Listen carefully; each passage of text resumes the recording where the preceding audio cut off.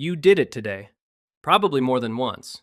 Someone asked how you were doing, and you said, good, or fine, or can't complain. And it wasn't entirely true, but you said it anyway, smooth and automatic, without even thinking. Maybe you told someone you were on your way when you were still standing in your kitchen in your underwear. Maybe you said you loved a gift you secretly hated, or laughed at a joke that wasn't funny, or told a friend their terrible idea sounded interesting. You, a fundamentally honest person, a good person, lied to another human being today. And the strangest part is that you barely noticed. Here's a fact that should make you a little uncomfortable. In one famous study, researchers recorded pairs of strangers talking for just 10 minutes, then played the tape back and asked them to point out every inaccurate thing they'd said. The result stunned even the scientists. 60% of people lied at least once in those 10 minutes, and the average liar told 2 to 3 lies. In 10 minutes, with a total stranger. And most of them were shocked when they watched the tape, because they genuinely hadn't realized how often they were doing it. Lying isn't some rare, dramatic act reserved for criminals and cheating partners. It's woven into the fabric of nearly every conversation you have. It's as natural to you as breathing. And that raises a genuinely disturbing question. We claim to hate lying. Every culture on earth preaches honesty. We build courtrooms around the promise to tell the truth. Religions threaten eternal punishment for false witness. Parents scold children for the smallest fib. We treat honesty as the highest virtue, and dishonesty as a moral stain. And yet we lie constantly, all of us, every single day, often without even meaning to. So what is going on here? Why would evolution build an entire species that cannot stop doing the one thing it claims to despise? Is lying a glitch in the human design, a flaw we're supposed to overcome? Or is it something far stranger, something that might actually be one of the most sophisticated things your brain has ever learned to do? Because the truth about lying is that it isn't a sign of a broken mind, it's a sign of a brilliant one. To understand why, we have to start with someone who genuinely cannot lie, a baby. A 2-year-old caught standing next to a wall they just covered in crayon will look you dead in the eye and say, "I didn't do it," with bright orange crayon still gripped in their fist. It's adorable, and it's useless because the lie doesn't work. But watch closely, because something extraordinary is developing. Researchers have found that children begin telling real lies somewhere around 2.5 years old, and by the age of 4, most of them can do it convincingly. And here is the part that flips everything you believe about lying on its head. The ability to lie is not a moral failure, it's a cognitive milestone. It's a sign the brain is hitting one of the most important developmental jackpots in all of human life. Because to tell a real lie, you need 2 incredibly advanced mental tools that babies simply don't have yet. The first is called theory of mind. It's the ability to understand that other people have their own separate minds, filled with their own beliefs, and that what's inside your head is different from what's inside theirs. A baby assumes everyone knows what it knows, but a 4-year-old has made a staggering discovery. Other people can be made to believe things that aren't true, because their minds are separate windows onto the world. The second tool is executive function, the brain's ability to plan ahead, hold a false story together, and suppress the truth that wants to come blurting out. Put those two together, and you don't just get a liar, you get a strategist. Studies have found that the children who learn to lie earliest tend to have the most advanced brains, the better planners, the quicker thinkers. The first convincing lie your child tells isn't a tragedy, it's a milestone, like their first steps. It just feels much, much worse. Scientists actually catch this milestone happening, live, with a beautifully simple setup. They sit a young child in front of a covered toy and tell them not to peek while the researcher steps out of the room. Hidden cameras keep rolling. The overwhelming majority of kids peek almost the instant the door closes. Then the researcher comes back and asks the magic question, "Did you look?" And you can practically watch the new machinery boot up behind their eyes. The youngest ones confess on the spot, or immediately blurt out exactly what the toy is, busting themselves completely. A little older, and the first real lie appears. No, I didn't peek. Older still, and they start covering their tracks, carefully pretending they have no idea what the hidden toy could possibly be, even though they obviously do. Each stage is a brain leveling up. The lie gets better because the mind gets better. We are, quite literally, watching raw intelligence flicker on, one small fib at a time. So sit with that. Lying is built on the same mental machinery as empathy. The exact ability that lets you understand how someone else feels, that lets you comfort them, teach them, love them, is the same ability that lets you deceive them. You cannot have one without the other. To know another mind well enough to lie to it, you have to know it well enough to care for it. The con artist and the kind nurse are running the same software. And there's a twist that stings a little. The best liars are often the people we like the most. The same line of research that caught everyone lying also found that the most socially skilled, most popular people tend to be the most convincing liars of all. It makes sense when you sit with it, because lying well is itself a social skill. It takes charm, timing, the ability to read a room and steer your own face and voice in real time. The smooth, likable, magnetic person who makes everyone feel at ease isn't only good at comfort, they're often very, very good at making you believe things. Researchers even noticed the lies split along a curious line. Men tended to lie more often to make themselves look better, while women tended to lie more often to make the other person feel good. The same tool, aimed at two different targets. Now let's go back, way back. Imagine you're an early human, hundreds of thousands of years ago, standing in a group around a fresh kill. Food is scarce, everyone is hungry, and in that moment, a thought flickers through your mind that no animal before your line could ever have had. You realize that the others don't know what you know.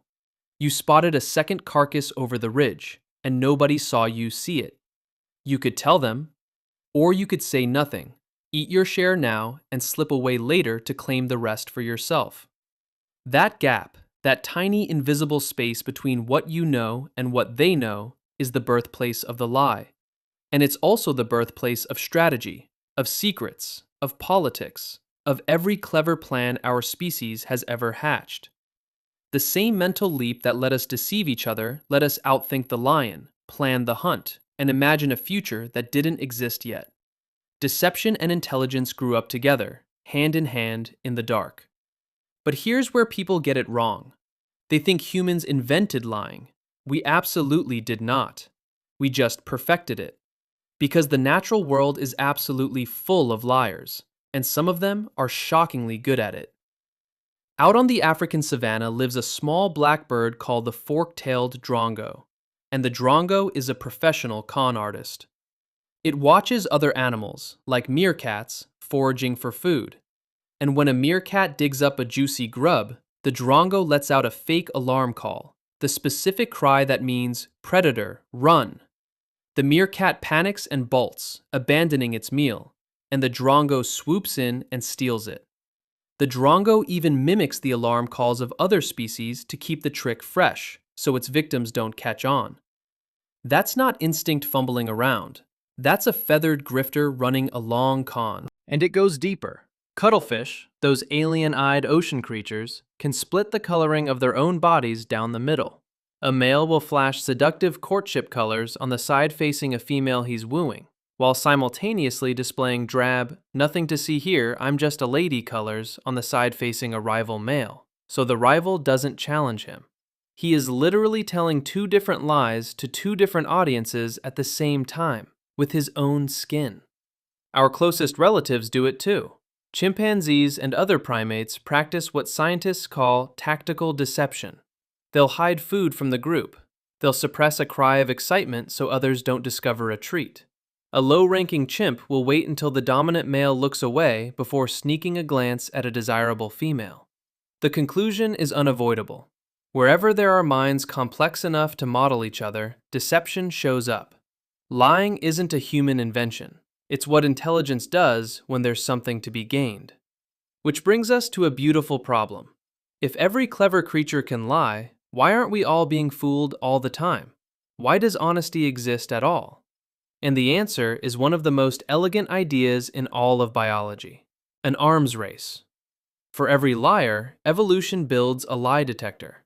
As deceivers got better at deceiving, the deceived got better at sniffing out deception. Suspicion sharpened. Memory for cheaters grew keener. And the liars, in turn, had to get even better, more subtle, more convincing. Round after round, generation after generation, a silent war between deception and detection. And some scientists believe this exact war is one of the engines that drove the explosion of human intelligence itself. We didn't just get big brains to make tools or find food. We got big brains, in part, to outwit each other, to lie better, and to catch liars faster. Our intelligence may be, to a real degree, the product of a million-year game of social poker. And in that game, the liars seem to have pulled ahead. Because here's an uncomfortable truth. There is no Pinocchio. There is no nose that grows, no universal tell, no magic sign that reveals a liar. The polygraph, the so-called lie detector, doesn't detect lies at all. It detects anxiety, sweating, a racing heart, and a calm, practiced liar can sail right through it, while a nervous, honest person fails. When researchers test ordinary people on their ability to spot a liar just by watching them, the results are humbling. Most of us perform at barely better than a coin flip, around 54%. We are, almost all of us, terrible at catching liars. The arms race produced deceivers so good that our detectors simply can't keep up. And it's worse than just being bad at it, because almost everything we think we know about catching liars is flat wrong. We're told liars avoid eye contact, so the clever ones hold your gaze a little longer. We're told liars fidget, so they sit unnaturally still. We're told they glance in a certain direction, or touch their nose, or stumble over their words. For decades, researchers have hunted for a reliable physical fingerprint of lying, and the verdict is brutal. There isn't one. A liar reciting a story they've rehearsed often looks calmer and more confident than an honest person dredging up a messy, half-remembered truth. Real memories are clumsy. Good lies are polished. Which means the very cues we trust to expose deceivers are exactly the cues a skilled deceiver uses to look honest. We're not just bad at spotting lies. We're confidently, systematically wrong about how to even try. But the strangest weapon in this whole war is one that turns inward. Because some researchers argue that the very best way to fool another person is to first fool yourself. Think about it. If you know you're lying, your body knows too. You leak it in a micro-expression, a hesitation, a flicker in the eyes. But what if you actually believed your own lie? Then there's nothing to leak. You'd be utterly convincing, because to you, it wouldn't be a lie at all. This is the theory of self-deception, and it suggests something genuinely unsettling, that evolution may have built us to hide the truth not just from others, but from ourselves. We inflate our own abilities, rewrite our own memories, and construct flattering stories about why we did what we did, all so we can sell those stories to other people without the slightest tell.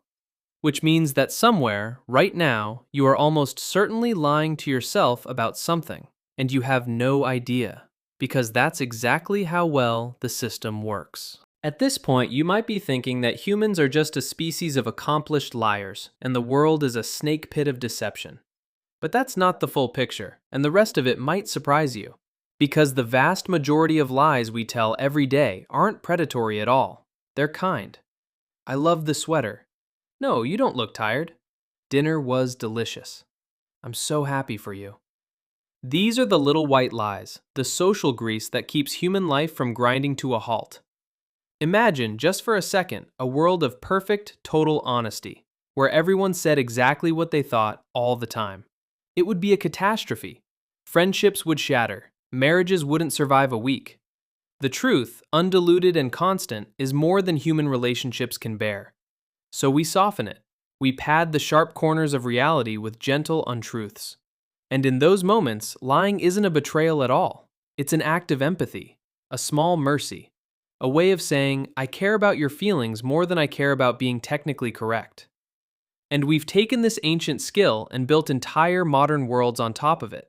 The dating profile that quietly shaves a few years off and rounds a few inches up. The resume that promotes helped with into single-handedly led.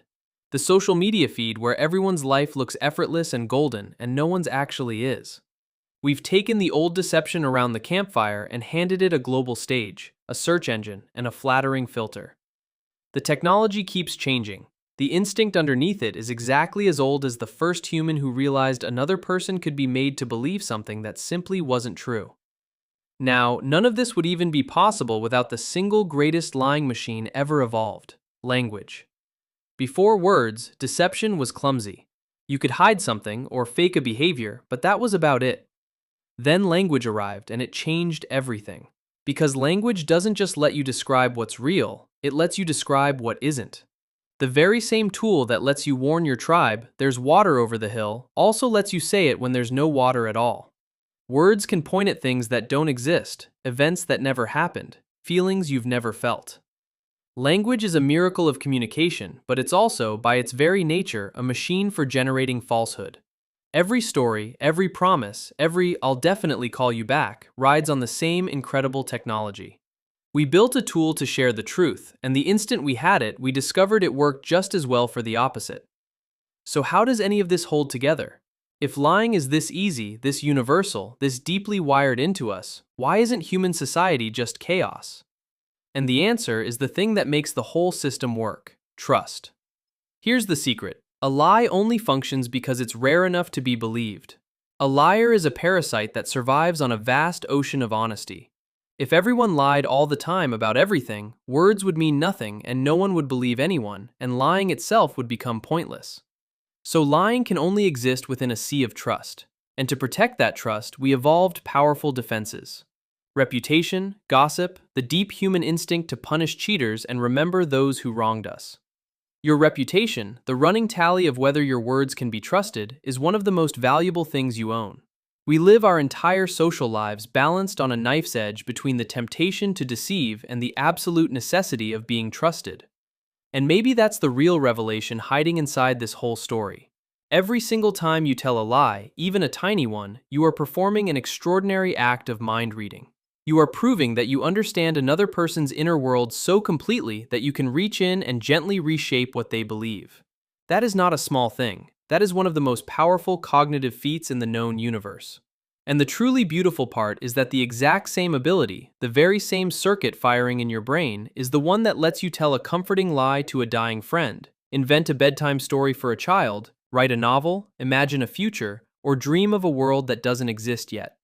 The liar, the storyteller, the comforter, the visionary, the kind friend who says, "You did amazing," when you absolutely did not, are all using the same ancient, miraculous machinery. The ability to hold an untruth in your mind and share it is the same ability that built mythology, fiction, religion, ambition, and hope. So, no, lying is not the opposite of being human. It might be one of the most human things there is. It's the dark twin of empathy, the shadow of imagination, the price of a mind clever enough to know that other minds exist. The next time the words, "I'm fine," slip out of your mouth when you're not, don't be too hard on yourself. You're doing something a 2-year-old worked desperately hard to learn. Something an ape would envy. Something that, in its grander forms, built courts and stories and civilizations. You're not just lying. You're doing the single most complicated, most human thing your brilliant, scheming, beautifully dishonest brain knows how to do. You're imagining a world that isn't real, and for just a moment, inviting someone else to live in it with you.